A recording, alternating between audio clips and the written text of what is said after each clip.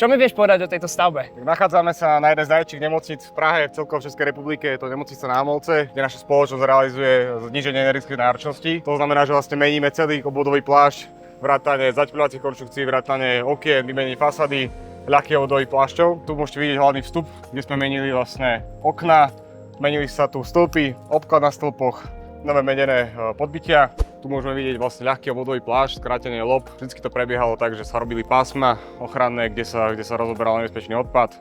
Ten sa odstránil, následne sa zmeralo pásmo, či tam ešte ten nebezpečný odpad je. A pracovalo sa ďalej. Následne sa robila nová konštrukcia lob.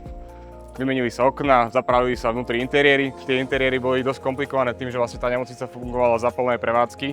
A vždy sme na to mali iba vyhradený určitý čas, kedy sme tam mohli nastúpiť a pracovať. Napríklad tu sa nachádzajú operačné sály a nemohli ste pracovať vtedy, keď prechádza napríklad nejaká operácia.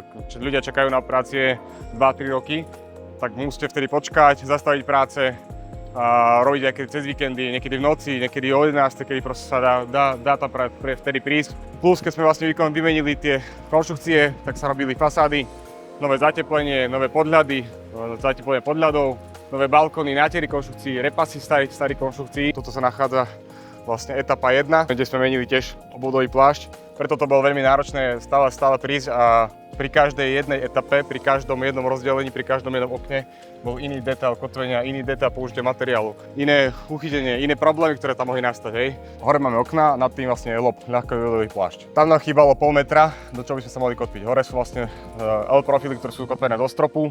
To L-ko ide dole znížené a do toho sú kotvené potom okna následne.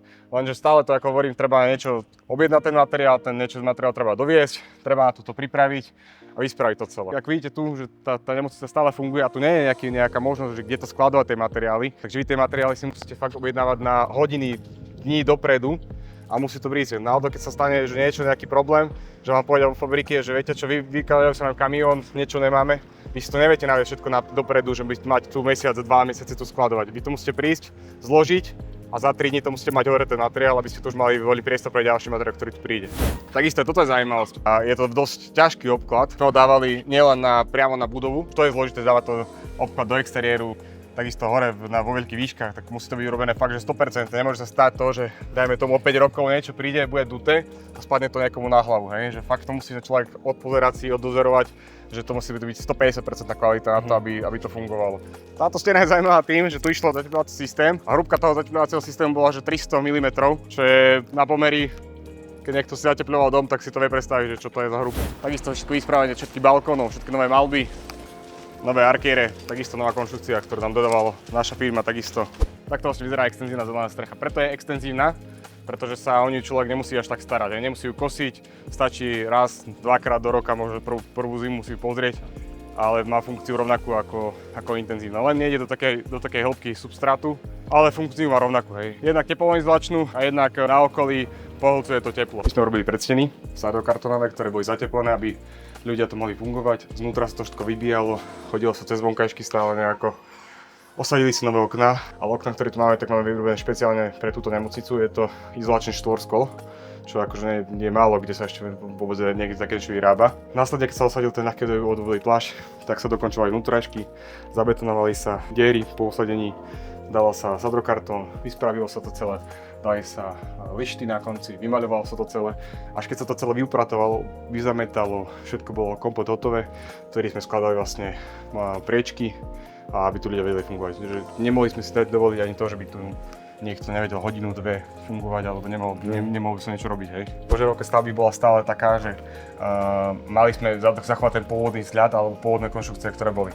Vymeníte dvere a teraz musíte hľadať nejakú pôvodnú dlažbu, ktorá tu bola. Hľadajte dlažbu, ktorá má proste nejakých 60-50 rokov, nenájdete len tak niečo. Takže musíte preilustrovať fakt, že celý internet, celé Česko, Poľsko niekde, aby ste našli niečo, aby ste tam mohli použiť. To P-centrum je jedno z najdrahších oddelení v celej Prahe, že sú tu prístroje, ktoré stoja 100 000 milióny až. My sme tu menili vlastne celý tento obvodový plášť. Tu vidíte odvetrálnu fasádu. Buď máte kontaktný zatepľovací systém, kde máte lepený priamo na konštrukciu, alebo máte odvetrálnu fasádu, kedy ten profil je dutý a medzi tým vlastne vám prebieha ešte vzduch, ktorý vám takisto dopomáha k tomu celému.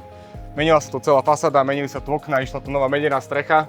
Ako vidíte, tá strecha už chytá už aj trošku tú patinu. Tá strecha, keď ešte namontujete, je taká oranžová, taká medená presne, ale keď už chytá tú patín, tak chytí presne takú tú zelenú farbu, ako je tam hore.